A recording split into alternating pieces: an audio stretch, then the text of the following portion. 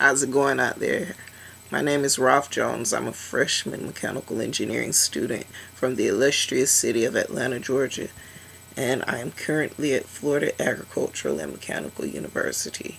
Um, Something that a lot of people don't know about me is that in my spare time, I write poetry.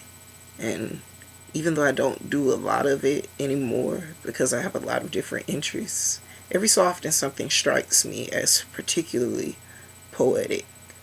And today, that's what the whole world has just been screaming at me. And it actually came to a climax when I saw this really old couple. They had to be at least 70. And when they kissed, they looked like they were a bunch of teenagers again. And it was one of those things that you could never explain, but it got me to thinking about how society places so much emphasis on sexuality versus sensuality. And maybe, just maybe, if we placed more attention on sensuality, which encourages intimacy and getting to know each other better, maybe we'd have longer lasting relationships. Like that 70-year-old couple. So, I guess that's the end of my little spiel about this poem. And hope you enjoy it. It's untitled, so I don't know where to go with that, but here goes nothing.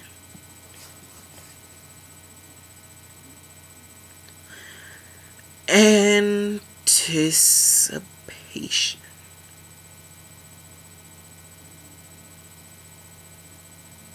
It became the fuel to our inner fires. Our desires were deep like lakes of lava. Our speech was lost on deaf ears. Our consciousness distracted by the heat. Perfectly synchronized. We trembled as fire rose up each spine. We became drunk of each other while our arms slowly connected. We took in our fill. Fingers tangled in spaces meant for another's to hold. Folds met folds, and we were intertwined. Our eyes melted deep in one another's. Our gravity to each other's souls was so strong that we created a new law of physics. Time and space were ours to mold at will. As long as there was a we were no longer two bodies, but we were one. And the last innocence of our adolescence whispered in our ears, barely loud enough so only we would hear, that we could never grow apart, and this was forever. Each memorizing the other's faces as we began to be mesmerized, minimizing the spaces between places that were aching to meet. Hearts beat faster and minds wishing to catch up urged our thoughts on, running laps around the situation like a marathon race that neither of us wanted to win. We were a tag team. Neurons made inferences of our past experiences in futile attempts to explain this new phenomena. Because it wasn't Granddaddy's homemade ice cream, but it was sweet, and there weren't any flames in the fireplace, but it was so hot.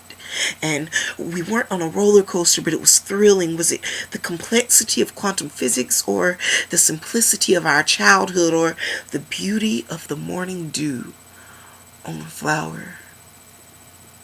And neither of us knew because, well, only time could tell.